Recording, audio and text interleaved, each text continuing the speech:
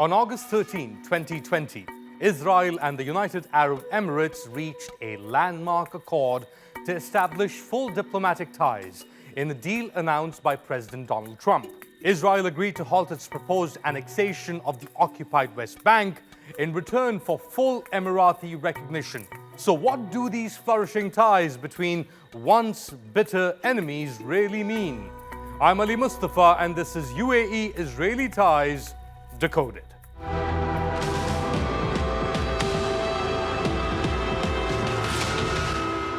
What happens when Israeli Mossad agents assassinate a Palestinian leader in the United Arab Emirates?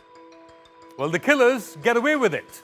It happened in 2010 when Israeli spies traveled to Dubai on Canadian, Australian and other passports to kill this man, Mahmoud al-Mabhouh, a leader of the Hamas military wing. Mabhouh's killing and the impunity with which Mossad was operating in the UAE signaled a remarkable shift in relations between once bitter enemies. The death of UAE founding father Sheikh Zayed bin Sultan Al Nahyan in 2004 cleared the way for new leaders like Sandhurst-trained Mohammed bin Zayed to take the helm. Almost 10 million people live in the UAE, but only about 1 million of those are citizens. From 2004 onwards, the UAE went through rapid economic growth, with its GDP reaching $405 billion in 2019, slightly higher than Israel's $387 billion. A synagogue was built in Dubai in 2008 to serve the estimated 3,000 Jews living in the UAE. Abu Dhabi started to actively engage Israel beginning in 2006, after the US Congress threatened to block a ports deal by UAE-owned Dubai Ports World. Abu Dhabi then launched a public relations blitz to convince Washington that not only was the UAE a reliable ally, but it also shared Washington's strategic vision, including on Israel. Within this context, establishing a diplomatic channel to engage with Israel on US policy became a national priority for the United Arab Emirates. Israeli firm Zim Integrated Shipping Services, which had past dealings with Dubai ports, helped establish those early contacts.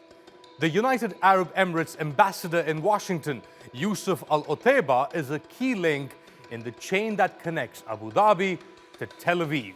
He led efforts alongside AIPAC to scrap the Obama-era Iran nuclear deal. Otaiba also worked closely with Jared Kushner on the so-called deal of the century. The UAE focused on a new Palestinian leadership within Kushner's plan. Abu Dhabi wants this man, Mohammed Dahlan, to eventually replace Mahmoud Abbas as Palestinian president. Dahlan reached a deal with Hamas in Gaza to ease the Israeli-Egyptian blockade in 2017. He is said to be close to former Israeli Defense Minister Avigdor Lieberman and the UAE's de facto ruler bin Zayed. With Israel by its side, the United Arab Emirates stands to qualify for a lot of perks from the US. To begin with, the UAE can now openly work with the American Israel Public Affairs Committee, the most effective lobby in DC. It might help Abu Dhabi qualify for sophisticated military technology like the F-35 fighter jet and access to highly classified intelligence on Iran. In turn, the Israelis will benefit from lucrative business and partnership opportunities in the GCC. Israel has a right to have ties with any state it wants to, be it Turkey or UAE, Egypt or Pakistan. But diplomatic ties should not be a reward for Israel's occupation of Palestinian territories. No matter how Abu Dhabi might spin it, by throwing the Palestinians under the bus, the UAE has in fact legitimized Israeli apartheid. The question now is, how long will Israel hold off on annexing the West Bank?